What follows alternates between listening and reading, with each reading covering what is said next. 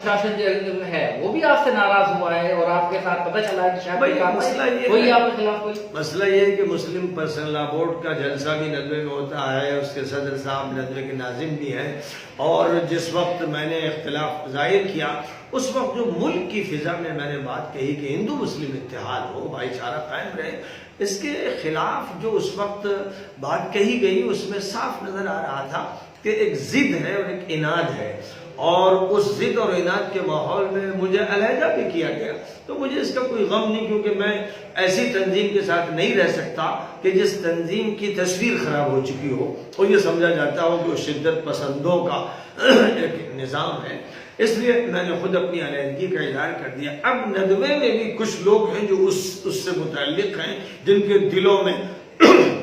اس کا اثر موجود ہے، وہ انتقام لینا چاہتے ہیں اور یہ چاہتے ہیں کہ ندوے سے ان کو بے دخل کر دیا جائے، اور اس کے لیے فرقہ واریت کی باتیں کرتے ہیں، کبھی شیعت کی، کبھی سنیت کی، طرح طرح کے جھگڑے اور طرح طرح کے الزامات لگاتے ہیں جو کسی طرح جائز نہیں ہے۔ یعنی وہ باتیں اس ملک کے کانسٹیٹیوشن کے خلاف ہے، ملک کا جو فنڈامنٹل رائٹس کا چیپٹر اس کے خلاف، یعنی اگر وہ اس طرح کا کوئی فیصلہ کریں تو ظاہر ہے کہ وہ قانون کی خلاف ورزی کریں گے، اور ندوے کے دستور کے خلاف، اور ندوے کی تاسیس کے خلاف، اور ندوے کے بانیوں کے خلاف کوئی بھی فیصلہ اگر وہ ان بنیادوں پر جو فرقہ واریت کی بنیادیں کرتے ہیں تو ظاہر ہے کہ ہمارے ملک کے دستور کے اور قانون کے خلاف۔ اور مجھے تو یہ احساس ہے کہ میرے جو بہت سے احباب ہیں، وکیل بھی ہیں، جج بھی ہیں،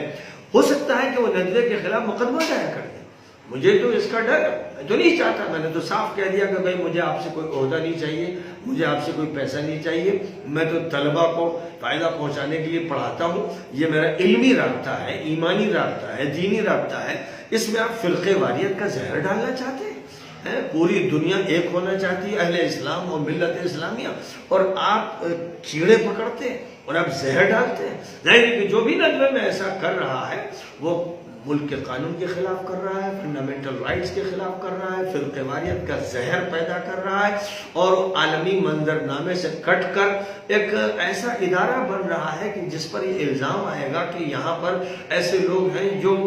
بہت ہی ہارڈ کور قسم کے لوگ ہیں، جن کے مزاج میں تشدد ہے، اور وہ اس تشدد کا استعمال فرقہ واریت کے لیے کرنا